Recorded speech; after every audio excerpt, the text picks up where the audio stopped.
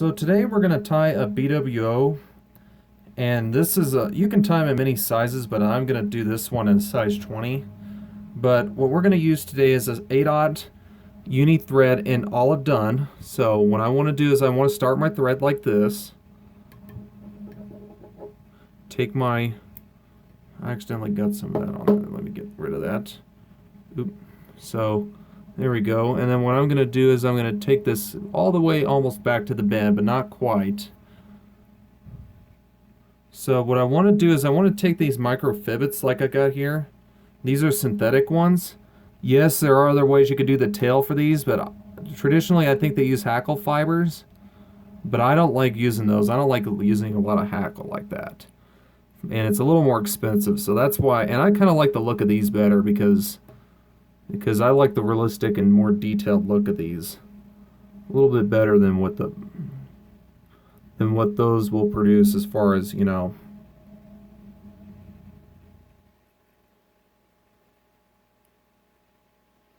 And I want to make sure that microfibbet's on there. And just like I did, you want to splay them out with one wrap and then wrap another time underneath them to kind of hold them up like they should be. And that's exactly what you want with that. And what I want to do next is, once you get that done, what you want to do is you want to put this olive BWO, this BWO colored superfine dubbing on here. And I'm going to use a pretty good amount here but not too much to the point where you don't want too much because it'd be a hassle to take it off. So just be cautious on how much you use. And you want it in really tightly dubbed on this fly. So once you get it in there, what you want to do is you want to wrap it forward. Oop, that's a little too thick. I don't like the thickness of that.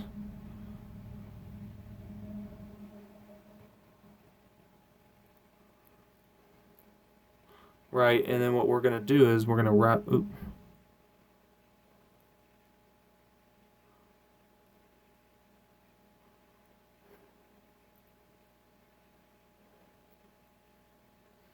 Oop, I accidentally put a little too much on here, but that's okay.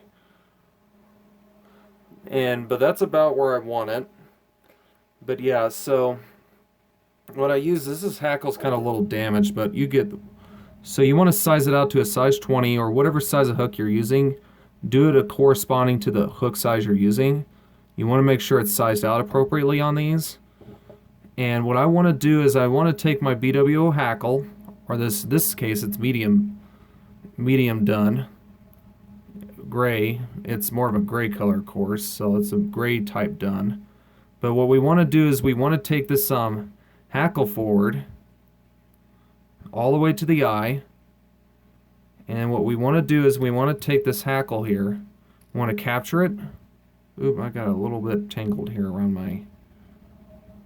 There we go. Oop, slipped it there. I don't like it slipping like that. I don't know why dang it. This is the harder part of the fly, is not getting it to slip on you. I don't know why I'm having a bad day today, but yeah,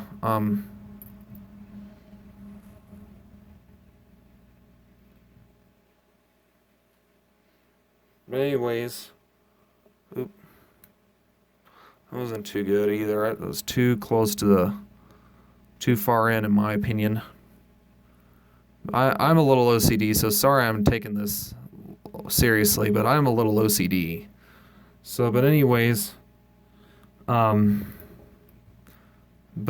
what you want to do is you want to take this hackle there and you want to trim it off. And what you do is you take this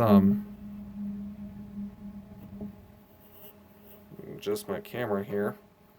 And what you want to do is you want to take these take your whip finisher here. I whip finish it a good few times because I don't usually put head cement on dry flies usually. That's why I kind of do that. So then what I do is I try to trim out these little arrogant fibers that are driving me nuts, and I don't like the way they do that. But it's really hard not to get them captured like that.